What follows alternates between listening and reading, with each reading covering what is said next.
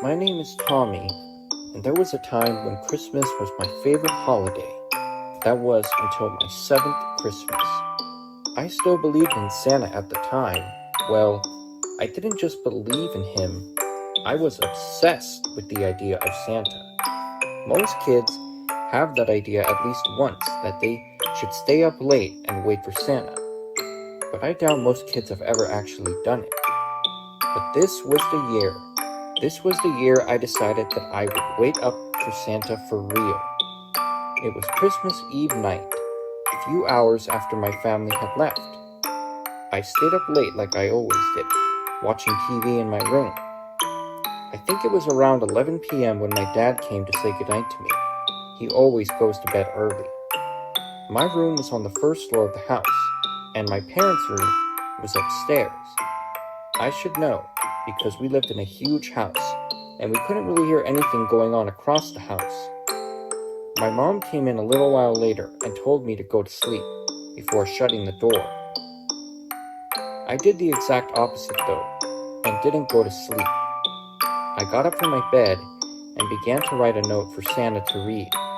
I didn't plan on speaking to him, of course, but merely observe him. I feared getting caught, though, and worried he wouldn't leave me any presents. I had to be careful with what I was doing, and waited for my mom to go to sleep. It was the only way I could leave the note for Santa on the mantle. On the note, I told of my love and appreciation for him, and what future Christmas presents I wanted down the line. I grabbed some tape from my backpack and a flashlight from my desk. Carefully, I opened the door and tiptoed out my room. In the living room, I could see my mom placing presents under the tree. I crept past her and into the dining room. Quickly and quietly, I hid under the table, which gave me a perfect view of the living room and the tree. My mom finished setting up, getting a glass of water and shutting the lights off before heading to bed upstairs. This was my chance to leave Santa the note, and I quickly snuck into the living room where I taped my note onto the mantle. After I finished, I quickly and quietly ran back into the dining room. I ducked and hid under the table. It wasn't easy though. The dim lighting of the digital clock made the living room just barely visible enough to see from my hiding place. All I could see were the tree and the fireplace. Time passed, and as I waited and waited, nothing happened and nobody came. I felt myself starting to doze off, but jumped up at the feeling of something rubbing against my leg. I let out a shriek and jerked back to look at whatever it was. Two glowing eyes were staring back at me in the dark. It was just my cat Jojo. I sighed in relief, shooing him away. I didn't want him to blow my cover. He scurried off into the den, where I couldn't see him anymore. A few moments later, my stomach began to growl. It was time for a quick midnight snack. No sense staying up late on an empty stomach. If my cat didn't give me away, my loud stomach growls definitely would, so I headed for the fridge. I got out from under the table and crept towards the kitchen.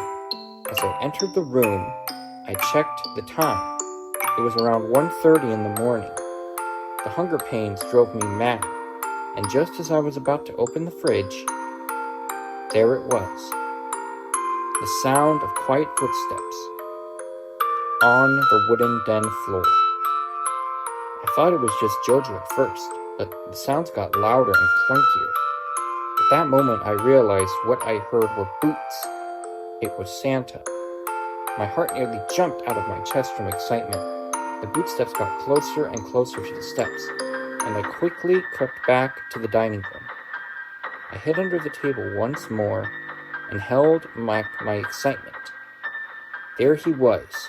It was Santa Claus himself in the flesh, wearing his signature red fur coat and jingle-belled boots. I got to do what no other kid had ever done before and watch him in action. The jolly giant crept out of the den and into the living room. and I could see him standing by the tree. He just stood there for a few moments, holding a big tan velvet sack over his back, before walking to the fireplace. He noticed my note, taking it off the mantel and giving it a read. Santa chuckled to himself, sitting down on one of the couches.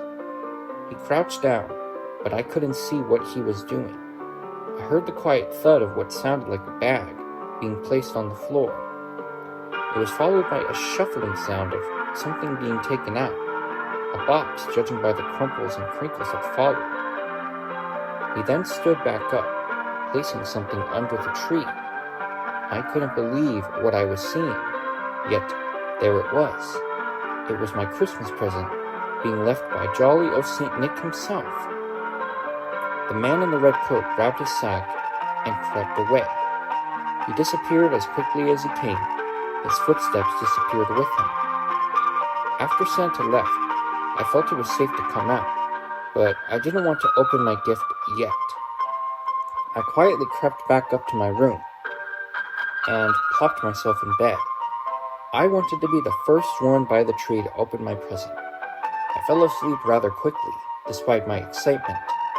The next day, I jumped out of bed and eagerly rushed out of my room to get to the tree. I had expected my parents to be there, waiting for me in the living room. They weren't there to give me my usual Christmas morning greeting that day, but the TV had been left on. I figured they must have still been asleep or busy cleaning up from the previous night, so I decided to open my present. However, something about my present was different from the rest. It wasn't wrapped or decorated like most Christmas presents. All there was by the tree was a plain old box. I took it and felt how light it was, which I also found weird, but I didn't really let it get to me. On the box was a note, signed by Santa himself. He had left a little response for me on the note. I left him. I took the note and read it. Dear Tommy, I'm flattered by your admiration. As thanks, I've left you a nice little surprise by the tree. I hope you like it. Go ahead and open your present now. I felt my heart jump out of my chest from excitement, and I let out a little squeal of joy. I couldn't really take it in, though, due to my parents shouting from the den. My curiosity took over, and I decided to investigate what was going on. In the den, I could see tiny shards of glass littered all over the floor, and one of the windows had been smashed into. In the background, I could hear a news report playing from the living room about some kind of psychopath breaking into people's homes and killing them. My 7-year-old maturity level made it hard for me to comprehend what was actually going on, so I left for the living room.